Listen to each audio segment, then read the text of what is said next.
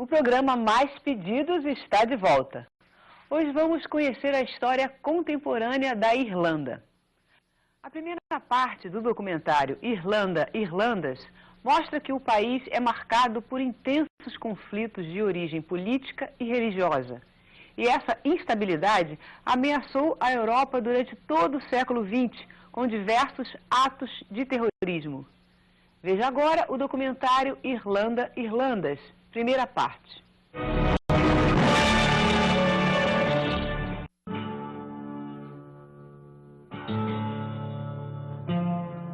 Belfast, Irlanda do Norte. On your right-hand side there at the bar, there was a man, there's been a few people killed, there was a man killed there quite recently. Also a bomb through him. On your left-hand side, there's a chemist shop here, where there was a woman killed who was working behind the counter. What you see there is electronic barriers, which was local people demonstrated for to be erected. As fronteiras do ódio e da violência entre bairros vizinhos.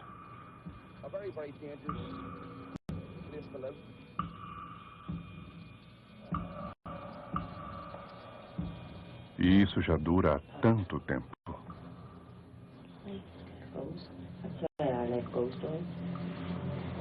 We think we're going to get used to this after all these many years. We'll never get used to it. Never. Should go on to be died away. Till our kids is fighting for it. We never be free of this country. Never. Our kids and our grandkids will be fighting to get us free. That's the only time. A memória de uns não é a memória de outros. Irlanda, Irlandas. Distribuição Sinapse.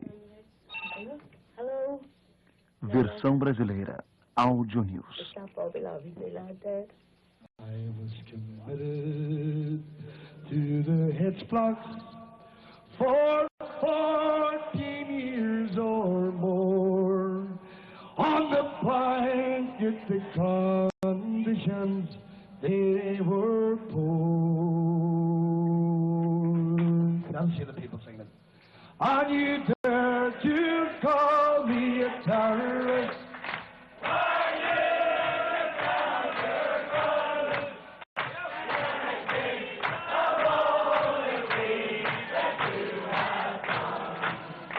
You have plundered many nations, you've divided many lands, you have terrorized our people, you ruined your iron heart. Tudo começou com Cromwell, grande aniquilador de católicos, apelidado de O Açougueiro. Ele tornou a velha Irlanda a primeira colônia da coroa britânica.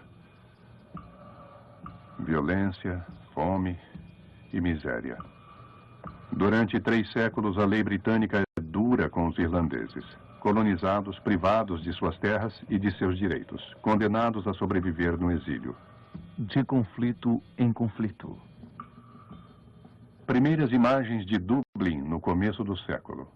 À esquerda da imagem está a estátua de Daniel O'Connell, fundador do movimento nacionalista no século XIX e primeiro católico irlandês eleito em 1829 no Parlamento de Westminster. Em pequeno número, os nacionalistas lutavam pelo fim das leis discriminatórias, pelo reconhecimento dos direitos civis e a reabertura de um parlamento local.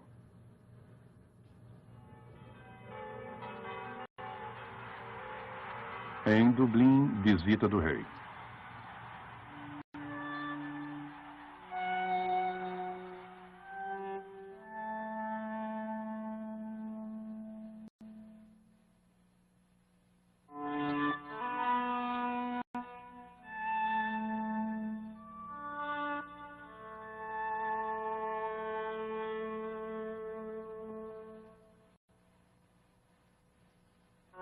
Sugerida pelo primeiro-ministro Gladstone, a promessa de um abrandamento das leis e a futura instauração de uma nova forma de autonomia para a Irlanda.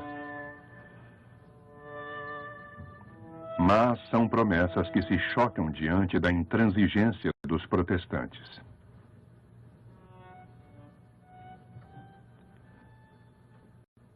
A miséria e a demora das reformas prometidas antecipam a agitação social. Em 1913, querendo obter o direito de se sindicalizar, os operários de Dublin entram em greve.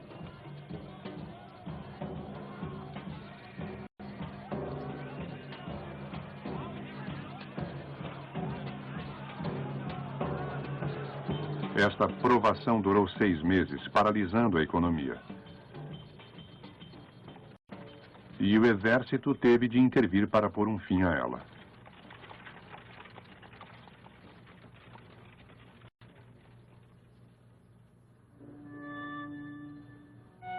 Dez anos antes, Arthur Griffith criou um pequeno partido, o Sinn Féin, que significa só nós em celta. Ele queria autonomia.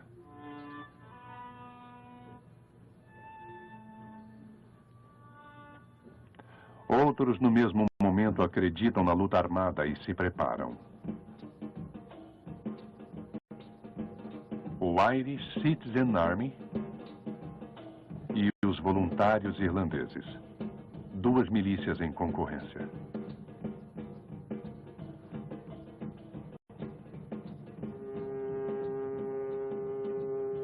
Grande cidade portuária, canteiro naval e indústria próspera, Belfast do Norte é mais britânica do que irlandesa.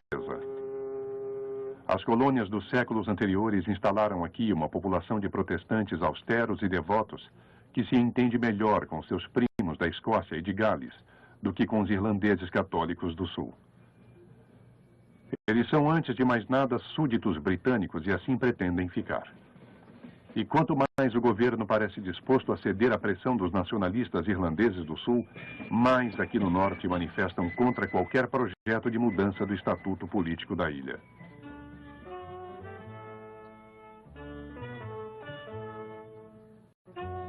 Unionistas, eles querem que a Irlanda continue sendo uma província da União Britânica.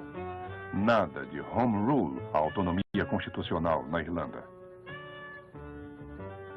Edward Carson, o mais intransigente dos unionistas, lidera o movimento, carregando com ele a população de Belfast e toda a sua região para assinar um documento que se opõe ao projeto de autonomia.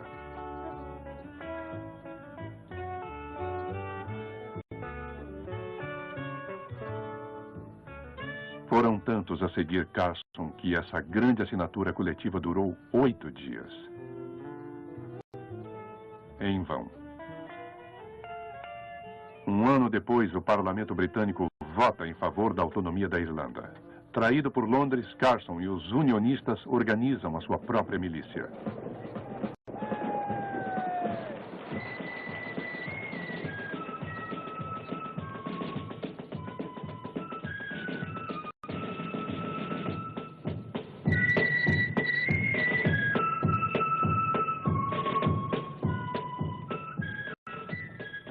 Dispostos a tornar a região de Belfast um campo de batalha, eles não cederam 1 milímetro de território. Na Europa, a Primeira Guerra Mundial começava.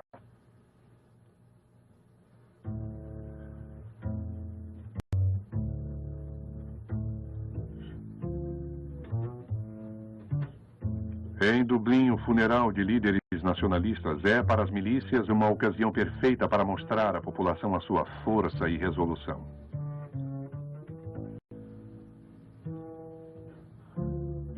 De um lado, o Irish Citizen Army, do outro, voluntários irlandeses.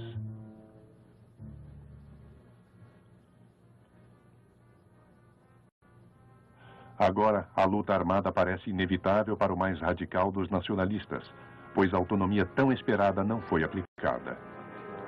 Foi suspensa logo após a sua votação até o final da guerra contra a Alemanha.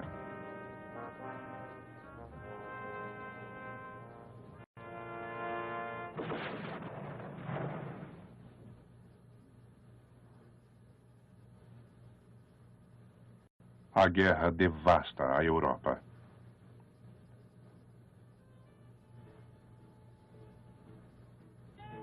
Vários voluntários se engajam nas linhas do exército britânico, no sul e no norte. No entanto, esta guerra não é deles. Os do norte foram completamente massacrados durante a Batalha de Somme. Foi neste momento, enquanto todas as forças do exército britânico haviam se alistado na Europa, que na segunda-feira de Páscoa de 1916, uma centena de nacionalistas resolveu, em nome da República Livre da Irlanda, ocupar o Correio Central e alguns pontos estratégicos do centro de Dublin.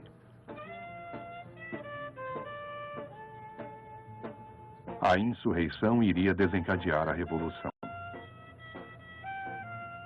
Mas a população, em sua maioria hostil à violência, não aprovou o que ela considerou uma traição, a ponto de aplaudir a rápida e violenta intervenção do exército britânico, que atacou o centro com canhões da Marinha.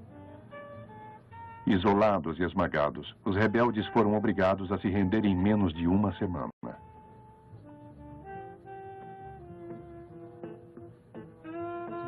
Dentre eles está o futuro presidente da República Livre da Irlanda, assim como o futuro criador da Anistia Internacional. E há uma mulher, a Condessa Markievicz, mais conhecida por seu apelido, a Condessa Vermelha. Também há Thomas Clark, um dos 3 líderes da insurreição. Condenado à morte, Tom Clark foi fuzilado 3 meses depois. Os últimos instantes e últimas palavras de Tom Clark serão evocados por sua mulher em um documentário 50 anos depois, em 1965. He stood in the cell with me. It got about an hour. Well, even then we didn't talk about anything about ourselves. We talked about the future and the future of the country. And he said, we, all of us that are going out tonight, he said, believe that we have saved the soul of Ireland. That we have struck the first successful blow to freedom. And that freedom is coming. But between this and freedom, he said, Ireland will go through hell. But he said, Ireland will never lie down again. 14 pessoas foram executadas. 14 mártires que transtornam a opinião pública.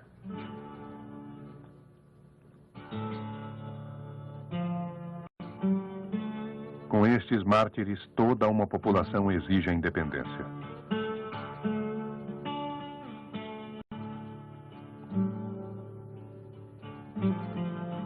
Escondido em meio ao funeral está Michael Collins, o único dos líderes rebeldes a ter conseguido fugir. Ele começa a fazer das milícias um verdadeiro exército clandestino, o Exército Republicano Irlandês, o IRA.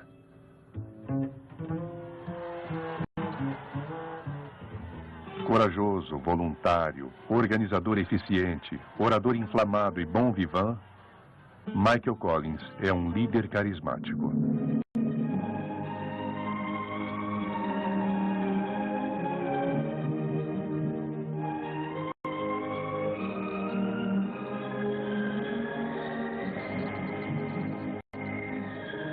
Logo, Collins recebe o reforço daqueles que se tornaram na prisão heróis populares.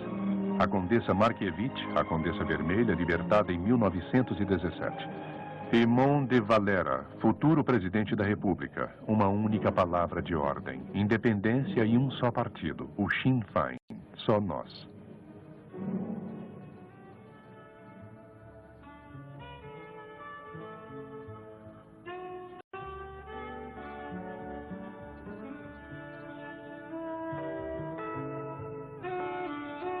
Os militantes nacionalistas ingressam em grande número para o Sinn Féin, cuja convenção nacional, 6 meses depois, mostrou a sua força e organização.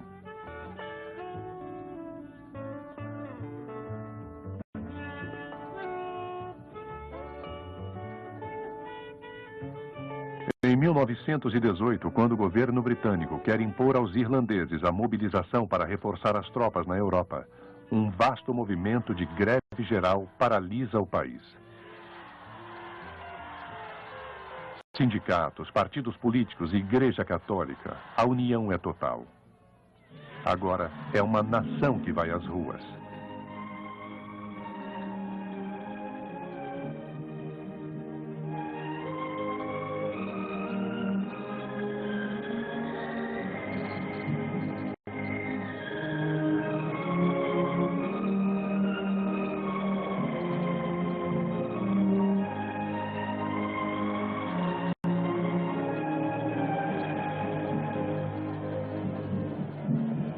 vencedor das próximas eleições, o Sinn Féin logo declara secessão com o Reino Unido e nomeia De Valera para presidir o primeiro parlamento irlandês.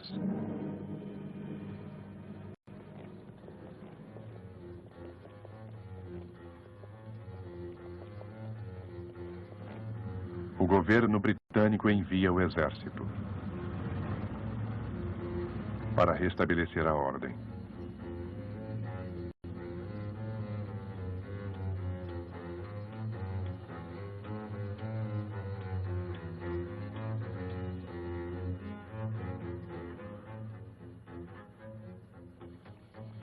Decretados marginais, os deputados do Sinn Féin posam na rua pela última vez, formando uma simbólica cadeia humana.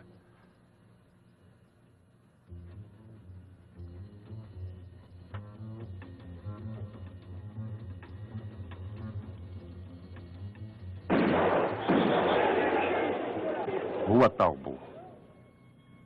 O primeiro atentado do IRA. Um oficial britânico.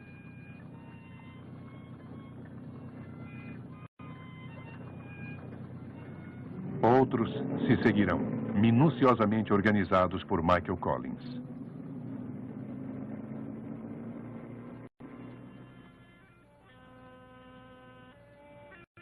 Lei marcial. Pessoas sendo revistadas, toque de recolher. Collins, cuja cabeça está a prêmio, está impossível de ser encontrado. À noite, grande terrorista e às vezes bom de copa, o chefe do IRA, Michael Collins, também é de dia ministro das finanças do governo clandestino. Sempre jovial e sarcástico.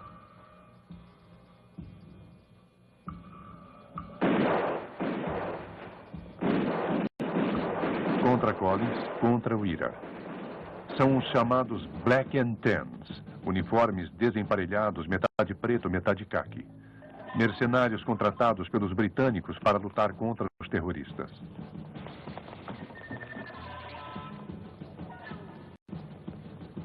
Entre eles e o IRA, há uma guerra sem perdão. Emboscadas e atentados.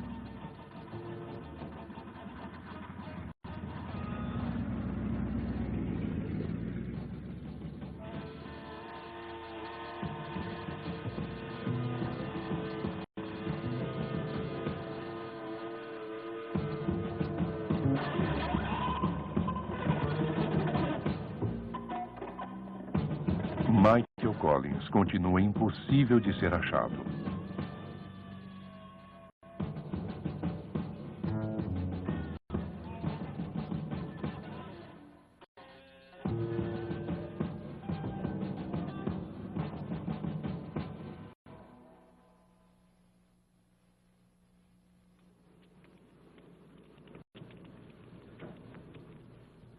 Por onde os Black and Tans passam, as colheitas são queimadas. Aldeias saqueadas.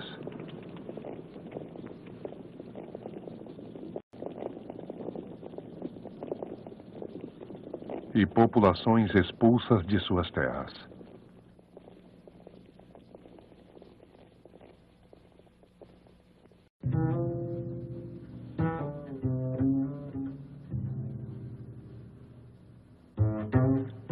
O prefeito de Cork é assassinado.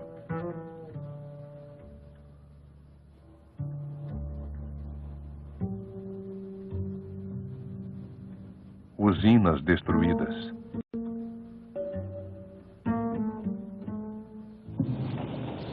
O centro de Cork, segunda maior cidade do sul, é devastado.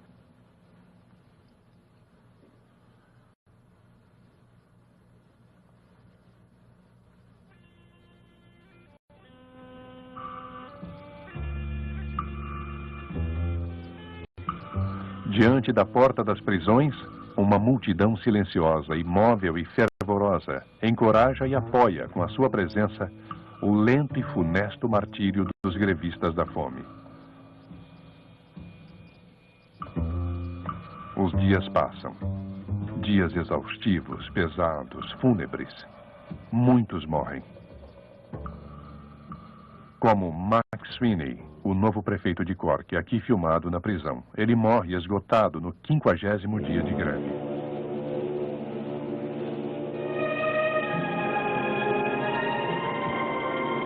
Quando seu corpo volta a Cork, toda a Irlanda está presente.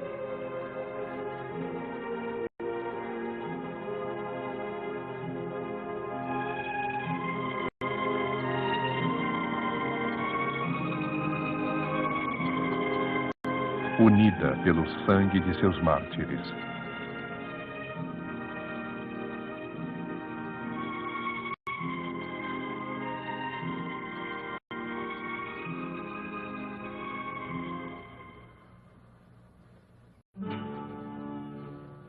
Após 2 anos de guerra, o rei e o governo britânico cedem, propondo aos irlandeses uma trégua, a retirada das tropas e a libertação de todos os prisioneiros.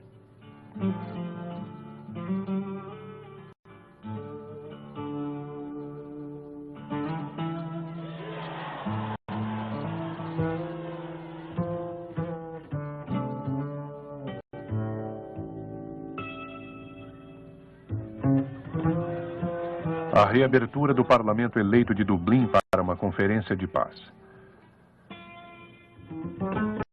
Eamon de Valera e Arthur Griffith vão a Londres negociar as condições da independência em companhia de Michael Collins, o vencedor militar desta guerra. As negociações duram várias semanas, acompanhadas por uma multidão paciente e atenta rezando em Londres, na frente do número 10 da Downing Street, diante do parlamento. A Irlanda está livre.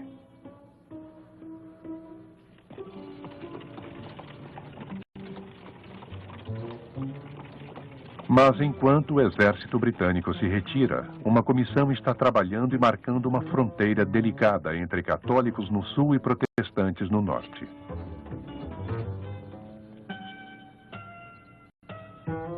E obriga famílias isoladas a se juntar à sua comunidade algumas ruas ou quilômetros adiante.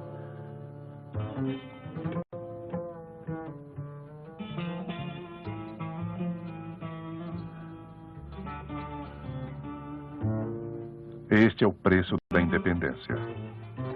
A divisão. A ilha dividida. Ao sul, 3 milhões de habitantes, dos quais 95% são católicos, em um grande estado livre da Irlanda. No norte, Ulster, com 2/3 de protestantes, continuará sendo parte da União Britânica, com um governo autônomo.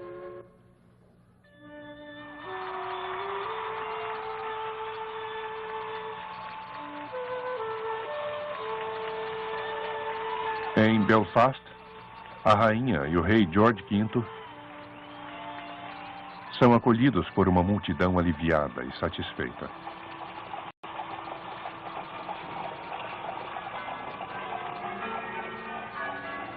É a abertura do parlamento e a posse de Sir James Craig, primeiro-ministro do governo local. We are part of Great Britain. I think I am right in saying we are the most loyal part of Great Britain. And all Ulster men rejoice in the close relationship between the mother country and ourselves. A fronteira.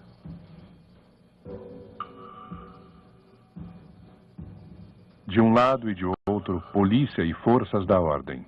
As instituições vão sendo instauradas. No norte, a RUC, Polícia Real do Ulster.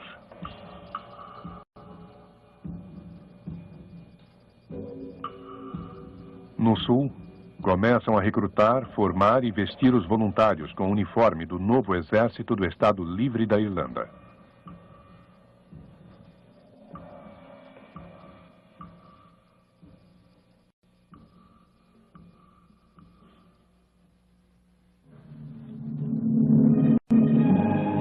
Arthur Griffith, primeiro-ministro, e Michael Collins. Juntos, eles formaram o primeiro governo do Estado Livre. A expressão de seus rostos é austera. Herói da independência, mas realista, Michael Collins, assim como Griffith, aceitou a divisão contra a opinião de De Valera.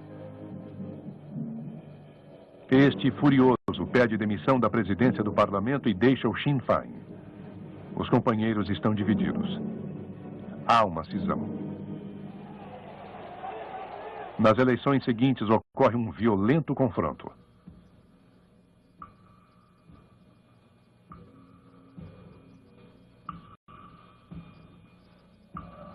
De Valera contra a repartição e a divisão da terra de Irlanda. E Collins é o preço a se pagar pela liberdade.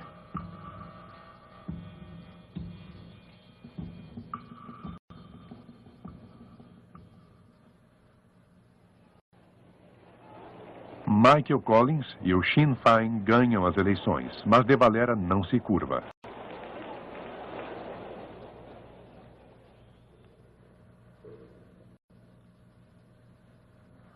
Para os extremistas do IRA, é a hora de partir para as armas. Guiados por De Valera, eles decidem reconquistar militarmente o norte.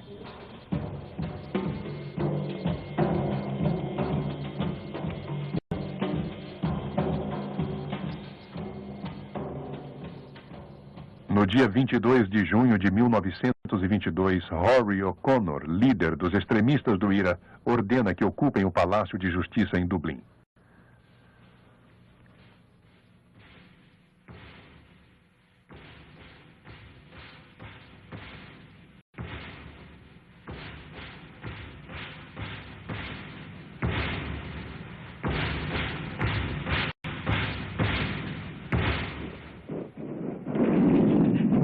Mas, desta vez, os canhões são irlandeses. É o novo exército do Estado Livre que cerca e esmaga os rebeldes.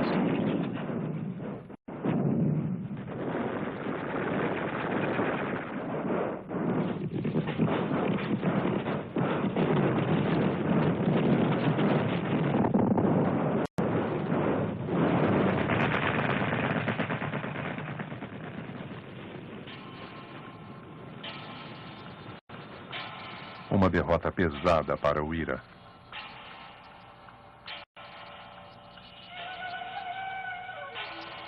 Começa uma guerra civil que se espalha por toda a província.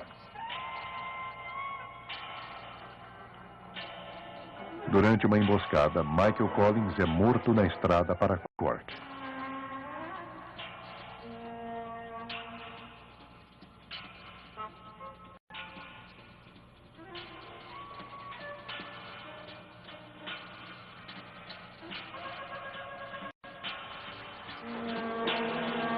A guerra civil dura um ano, causando mais de 1000 mortes e novamente devastando plantações e a economia. De Valera, finalmente esgotado, e os seus partidários devem entregar as armas. São vencidos e presos.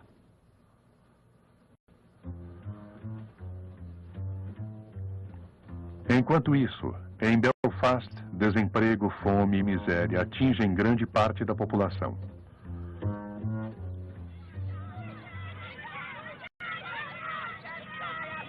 As medidas discriminatórias que afastam os católicos das contratações de emprego provocam os primeiros confrontos violentos entre as duas comunidades, acentuando a formação de guetos, católicos de um lado e protestantes de outro.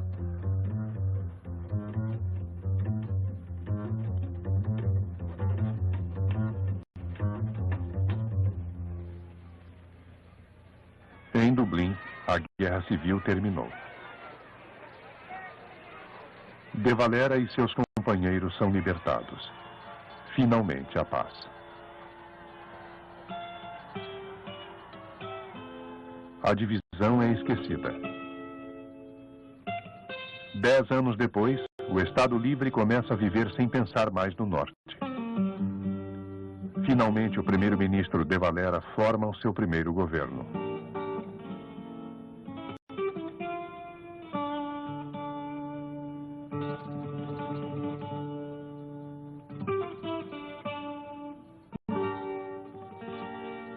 Entre eles, Sean MacBride, futuro fundador da Anistia Internacional e Prêmio Nobel da Paz.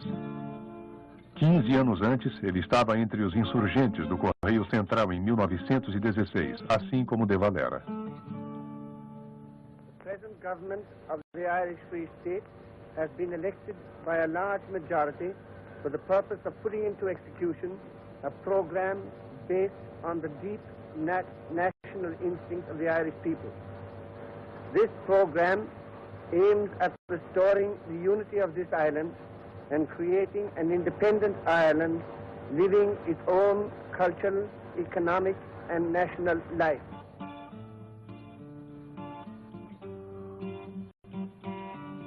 País pobre, rural, quase totalmente agrícola. The economic aim is to make the country as self-sufficing as is reasonably possible. In all our work, it will be noticed that there is deliberately a strong bias towards rural rather than city life.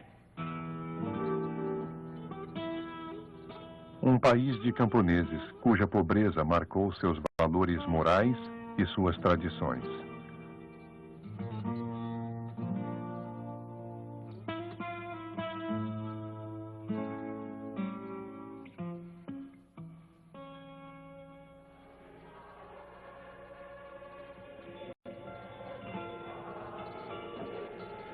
País católico que tem a partir de agora o direito de viver segundo as regras rigorosas ditadas pela Igreja Católica.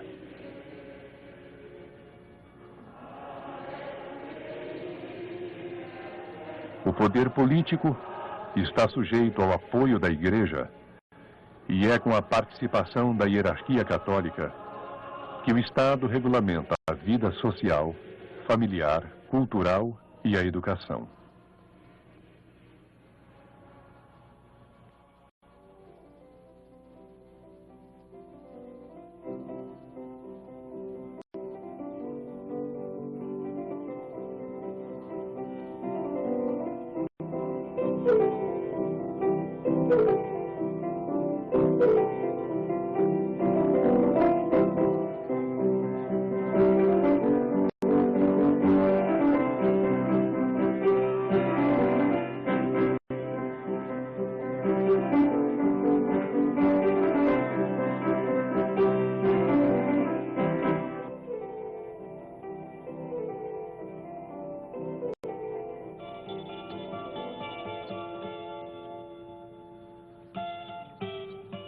Assim caminha a Irlanda de Eamon de Valera, longe da guerra que assola novamente a Europa e o mundo.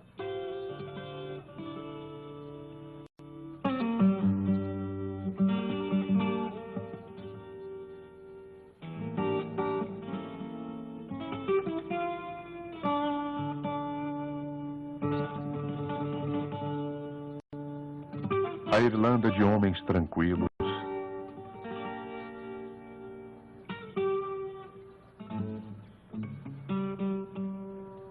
a Irlanda de contadores, escritores e poetas.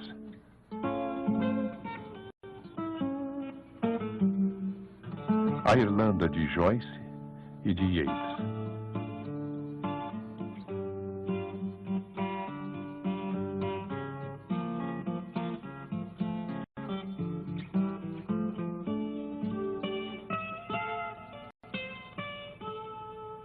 E quando morre o poeta, Yeats,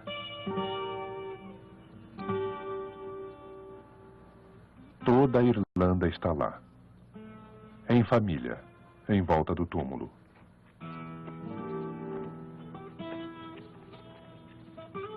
O poeta passou.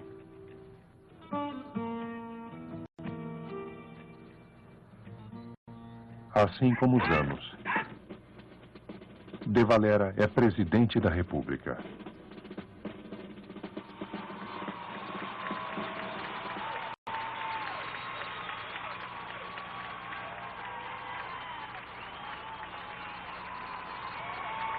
Livre, irlandês e avô.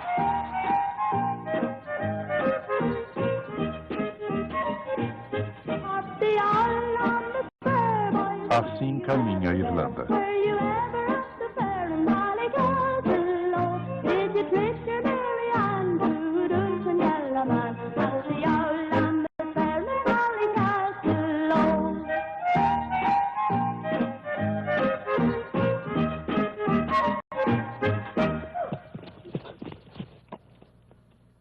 Assim caminha a história que transforma a miséria e o exílio em mitos e lendas felizes.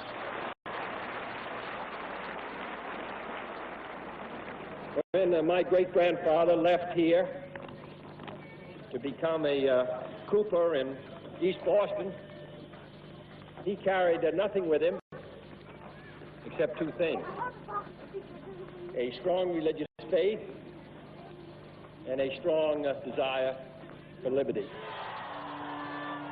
É quase um final feliz.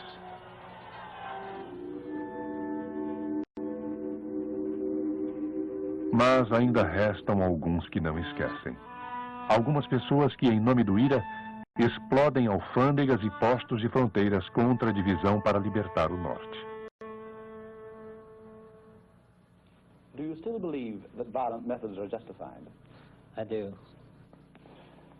Why do you think this? Well, I don't believe this is true, that the people in the north don't want to change the state. I believe that people of Ireland the whole people of Ireland want complete independence. I believe the only way it can be achieved is by physical force. Then you don't recognize governments in Ireland, either north or south? No.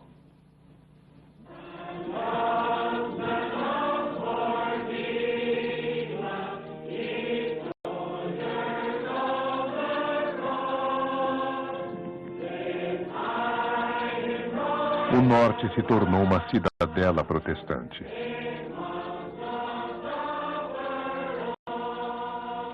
We are fighting to protect the Christian faith. We are a bastion, an outpost of the faith that once was the faith of the British Empire. We are fighting to preserve the constitution of our land. A maioria dos protestantes e católicos vive em bairros separados. Aqui, o Deus de uns não é o Deus de outros. Aqui, em uma paróquia protestante, Deus fala ao telefone. Basta ligar. Along the Niagara Falls, there is a signpost which warns folk of the danger of going beyond a certain point. Over a period of years, a large number of people have been swept to their death, and once they have gone beyond this point, there has been no possibility of saving them. It is like this with salvation. We need, dear friend, to live the holy and the pure life. Call again tomorrow, and God bless you today. Goodbye. Could you live with a Roman Catholic? Oh, no. No. That'd be among my own. Yes. Anyone up here, I don't think, would like to live under Catholic rule. I mean, there's a lot of talking about, I don't know whether it was rumours or whether it was actually talk, that Northern Ireland was going to come united and the rule was going to be under the Pope. And I personally, I wouldn't like that at all. I mean, I wouldn't live under the Pope rule at all. Well, that's right. What do you think is most worrisome about Catholic religion? Well, they're under the rule of the Pope. They go by what the Pope says, not by their own feelings. You know, if the rule says now, don't take the birth control pill, they don't take it. They're not worried about they're having too many children that they're not able to feed. They're just going on ahead, having more and more children whenever they know that they can't feed them. Why? Because the Pope says they're not allowed to do anything about it. You know, that type. They're not really allowed to do what they want.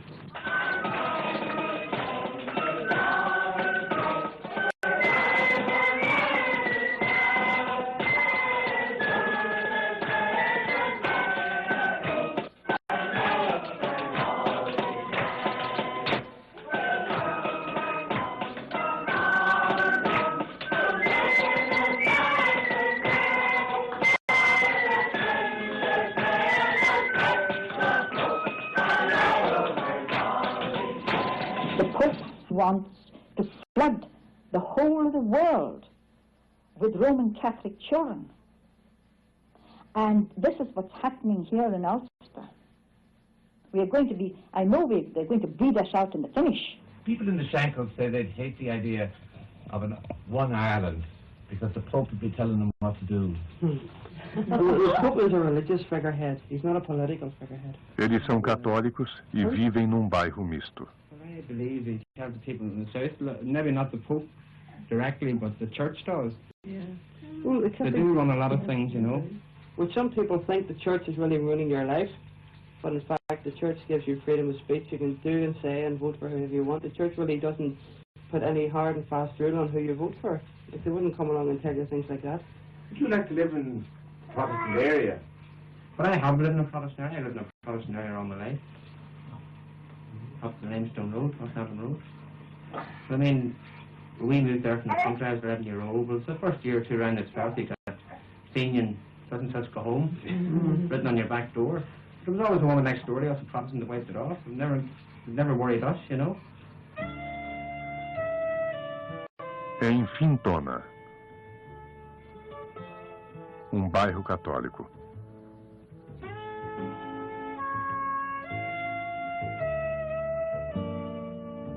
A senhora Queen e 3 de seus 6 filhos, todos vivem aqui nesta casa.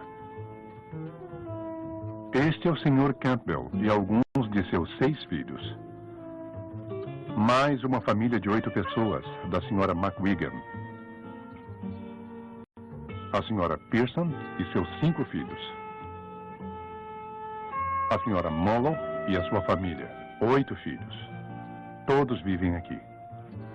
Nenhuma dessas casas tem água encanada, nem esgoto. Há 10 anos, os serviços sanitários declararam todo o bairro insalubre. Católicos ou protestantes são os bairros da miséria, do desemprego duradouro, das casas insalubres.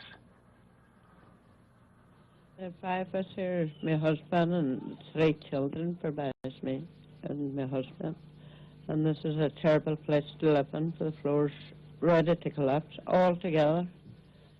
And we've only one room made into 2, and we've nowhere to hang our clothes or nothing. Or we've no part here at all to move in. And how long have you been here? 7 years. That's in a terrible condition, and during the storm there last week, the wall cracked above the windows, you see, and the corner of the ceiling has fallen a bit. And we're living and sleeping and cooking in one room, and all we have to cook on is the gas room. And we've no room for nothing, so we're looking forward, surely, to better conditions. Only for the children's sake, at least. It may be years now before we're housed. We're down here, because the corporation's not building. Todo ano, com fanfarra, chapéus coco e bandeiras, os orangistas comemoram a vitória de Guilherme de Orange sobre o rei católico 3 séculos antes.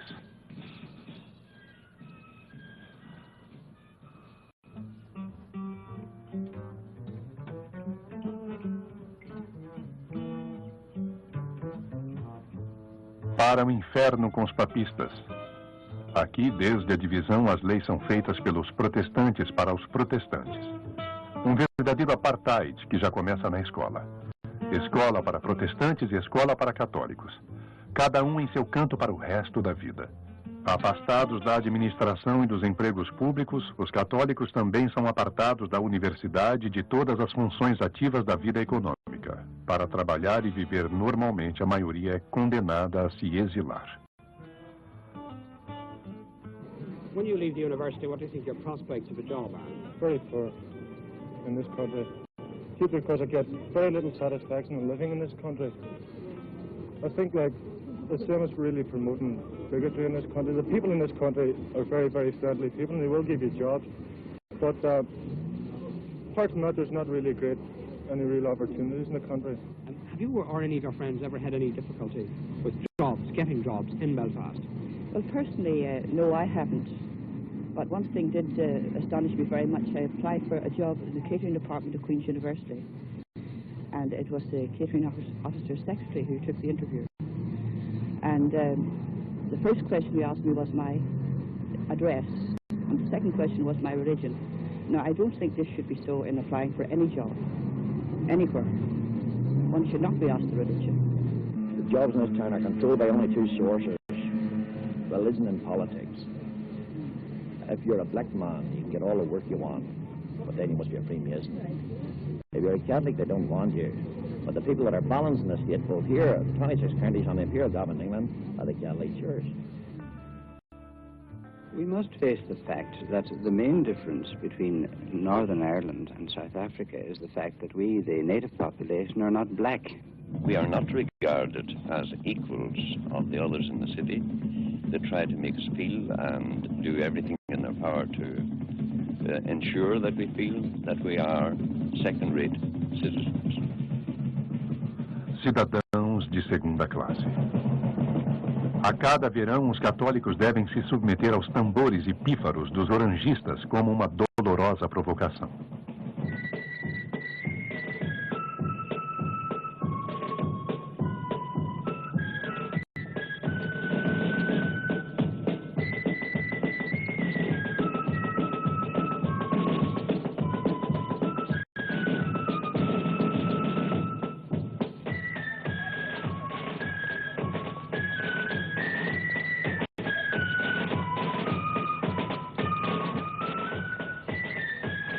A memória de uns não é a memória de outros. O som dos tambores lembra a uns que foram vencidos, colonizados e destituídos de suas terras há 2 séculos. E aos outros, que é preciso ficar atento, não cederem nada do que eles conquistaram.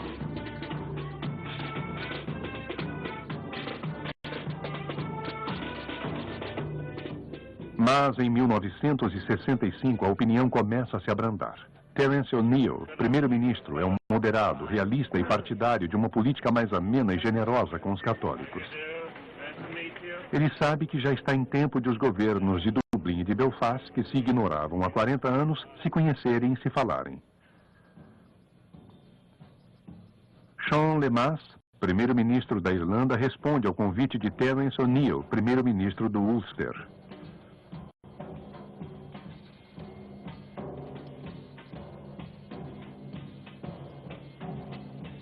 Um encontro e um aperto de mão que provocam a ira do mais intransigente dos fundamentalistas protestantes, o reverendo Ian Paisley.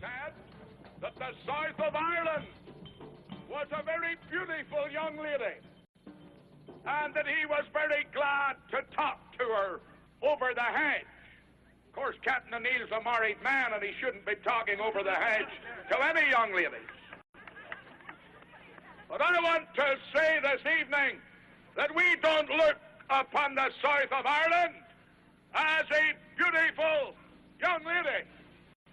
We look upon the south of Ireland as the refuge for the murderers of policemen and law enforcement officers and Protestants who will not bow the knee to the Romish Spiel.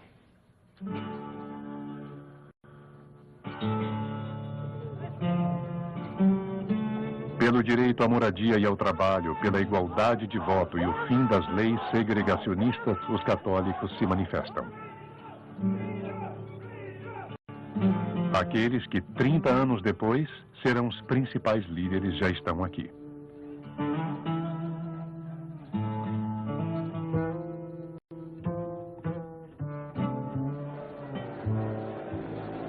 Uma manifestação pacifista e decididamente não violenta, seguindo o modelo das passeatas pelos direitos cívicos na América e contra o apartheid na África do Sul.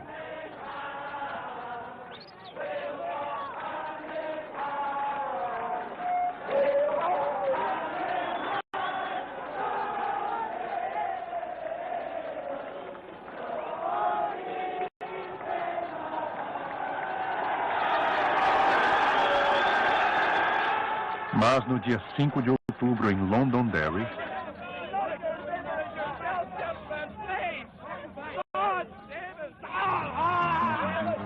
os policiais, protestantes extremistas atacam.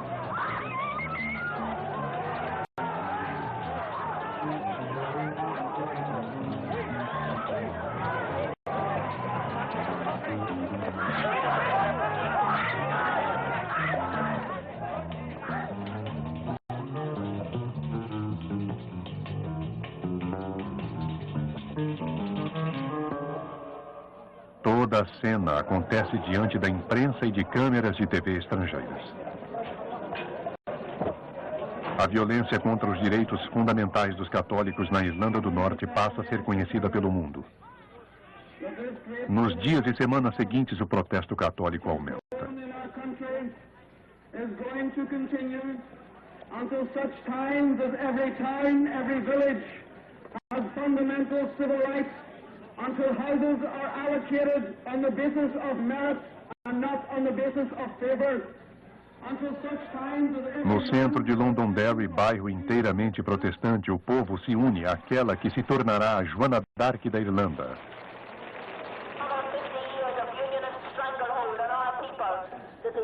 Bernadette Devlin.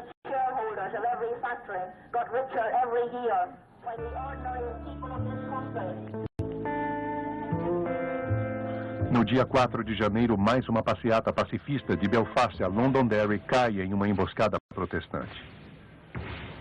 Os policiais nada fizeram para protegê-los. A cada semana, a violência aumenta. Of the Protestants today cause this wither to tremble. If this is the way that O'Neill wants to play it, we declare our intention from this platform that we will organize massive demonstrations of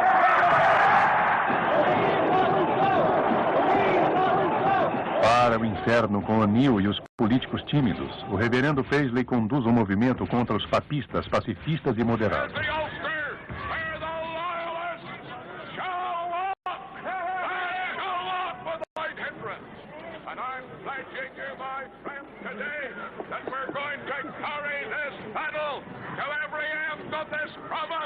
until the day shall come when the Union Jack shall fly on every street and on every road. Bastou uma simples faísca para acender a chama. Apenas tambores e pífaros.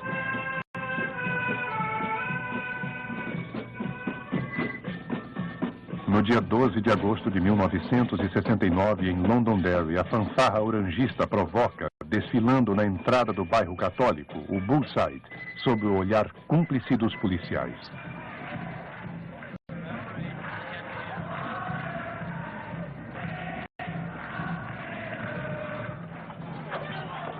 Provocação, pedras atiradas.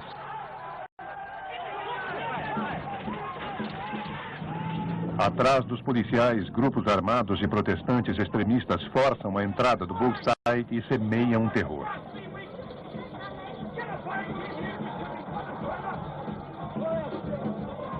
O Bullside está sitiado.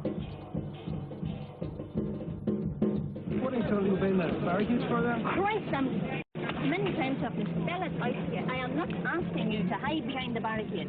I am asking you to get A, the women, and B, the children.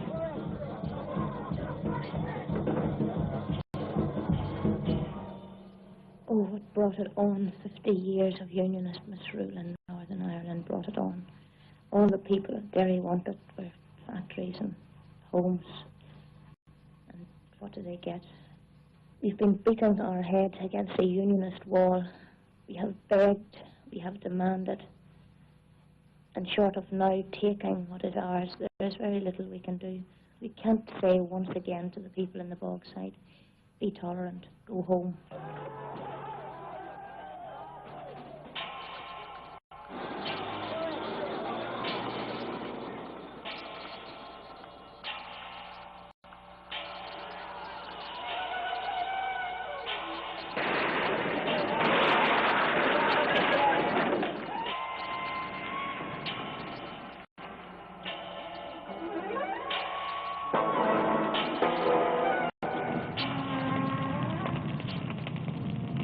As mesmas cenas se repetem no dia seguinte em Belfast.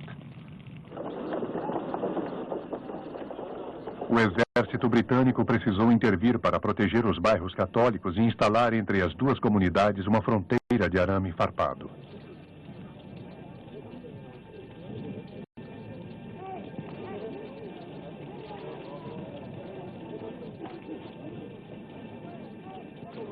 There was a couple of shotguns used, and we had nothing. No shooting at all from your side? No shooting at all whatsoever from our side, because we hadn't got none to shoot back with. All we had was stones and a wee couple of petrol bones we had. That was all we had. And then the armoured cut, we beat them back, the Paisley Lights back. There was only about 50 men, beat about 100 Paisley Lights back. We chased them right over to Desarella Street, fought them there. 2 of our lads were shot on the Crumlin Road, chasing them down Desarella Street. One was blinded, another one was shot in the legs. And then... How many people now have been evacuated from this area? Well, I reckon out about 300 people. This was a Catholic-Protestant area mix, wasn't it? Yes, that's right, yes. Do you think it will be again? I don't think so. I don't believe so. I don't think it'll be a long, long time even before we can touch these people over here.